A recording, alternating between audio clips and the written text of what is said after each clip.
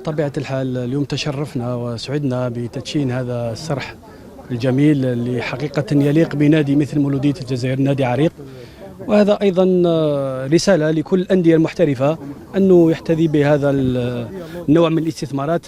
حقيقة تكلمت أنا في الخطاب تاعي، قلت باللي كفانا من إهدار المال العام، وسنكون أيضا صارمين في المستقبل، لأنه السنوات السابقة كان كثير من الإهدار وإسراف المال العام بدون استثمارات.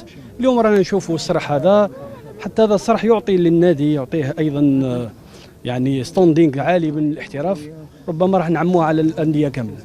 بطبيعة الحال أنا دائما نتكلم على ناحية التسيير، لأنه بحجم الأموال اللي راهي تصرف في الأندية المحترفة ما فيش نادي ما عندوش مركز تدريب. اليوم ضروري وإجبارية أنه الأندية المحترفة تستثمر في هذه الاستثمارات اللي تبقى لأجيال وأجيال. سكوب نيوز بلس، أول منصة رقمية منوعة في الجزائر.